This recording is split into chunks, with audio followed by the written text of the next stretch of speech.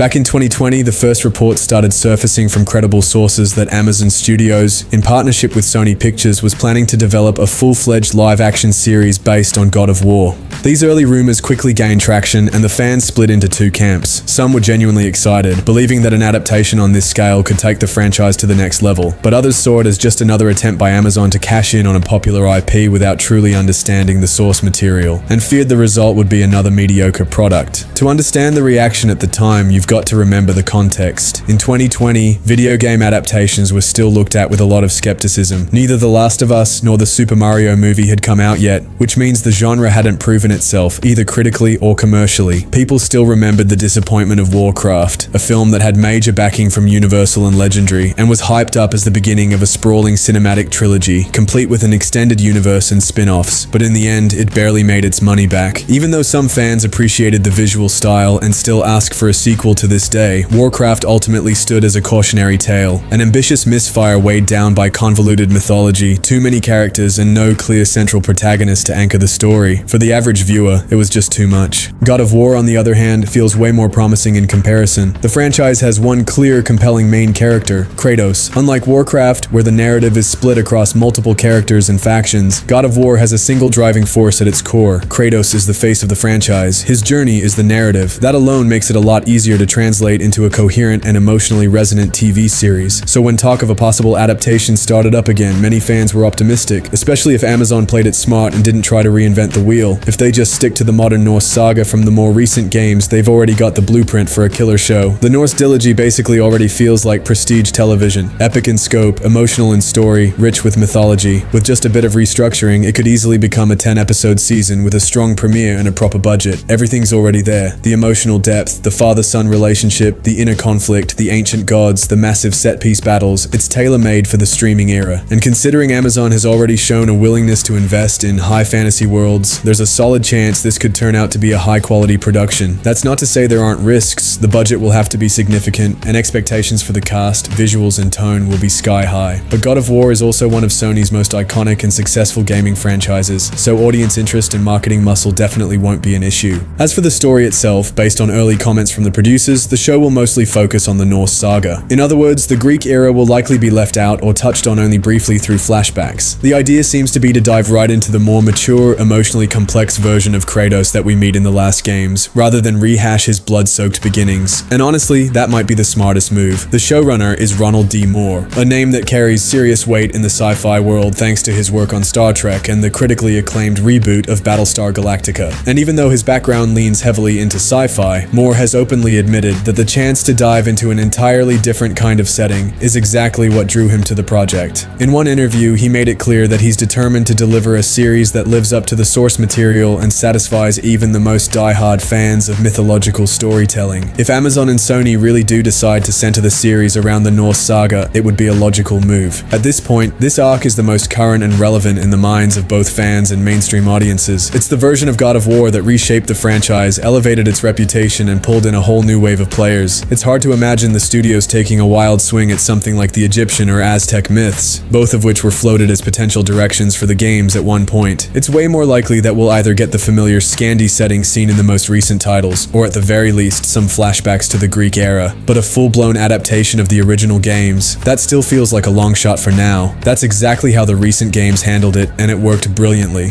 Still, fans remain split. Newer games brought something deeper to the table.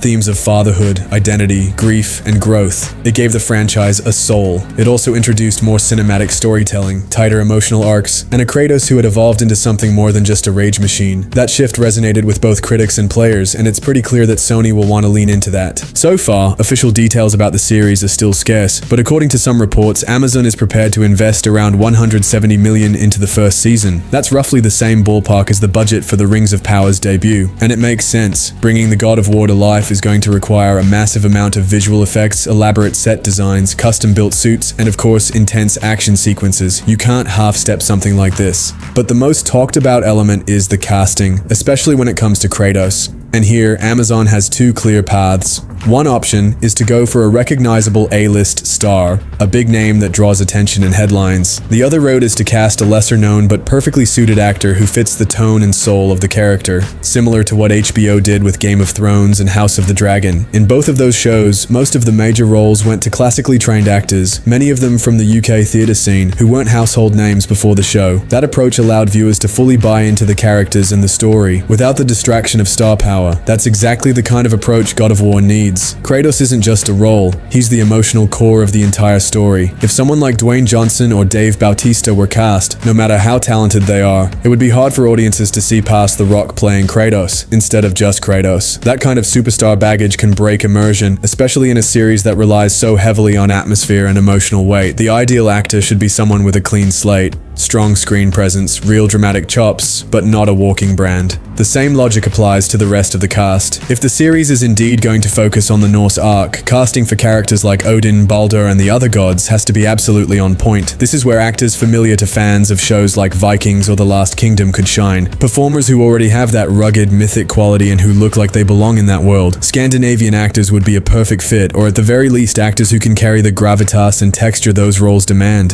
That said, it wouldn't hurt to include a few more recognizable faces to anchor the ensemble. Someone like a member of the Skarsgård family as Odin, for example, could add some prestige and name recognition without overshadowing the rest of the cast. But even then, the focus should never be on the names. It needs to be about mood, myth, and meaningful storytelling. At the end of the day, the series shouldn't just be another high-budget adaptation of a successful video game. It can't just be a flashy blockbuster made for the sake of views. It needs to stand on its own as a story, with tight writing, strong character arcs, and genuine respect for the source material. It should dig deep into the mythology, offer new perspectives on familiar characters, and build an emotional connection with viewers, even those who've never picked up a controller. That's the challenge, and also the opportunity. Done right, God of War could be the next big genre-defining show, not just for gamers, but for anyone who craves epic, character-driven storytelling. Still, as hyped as this project is, the series definitely comes with its fair share of red flags, or at the very least one big question hanging over the whole thing. The biggest issue right now is how long the series has been stuck in development limbo. It's been floating around since at least 2020, and while there have been plenty of rumors and early announcements, actual forward momentum, practically none.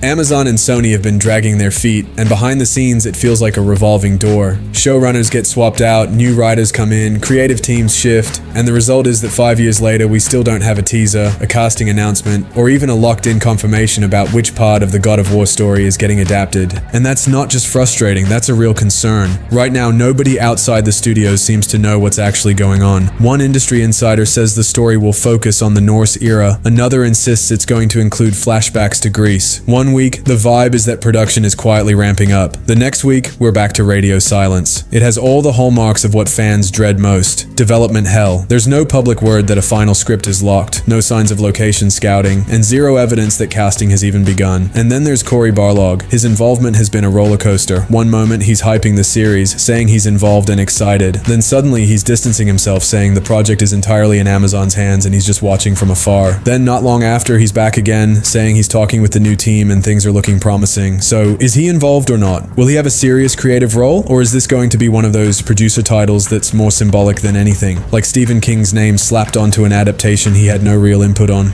It's honestly hard to say.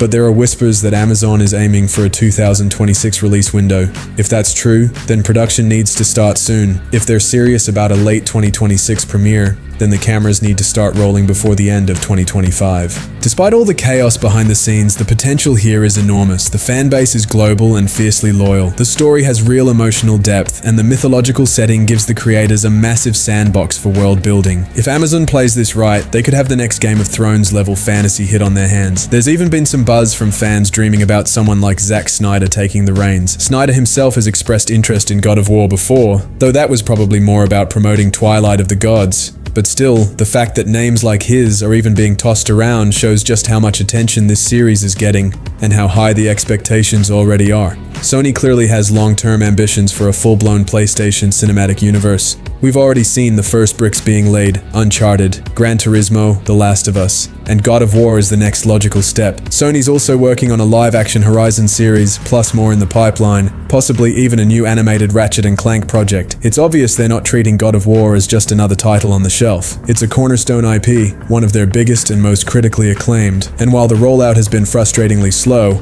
all signs still point toward this show eventually seeing the light of day. When it does, the pressure will be sky high. But if the creative team can stick the landing, this could be the definitive video game adaptation, something that finally breaks the curse, lives up to the hype, and turns Kratos into a household name far beyond the gaming world.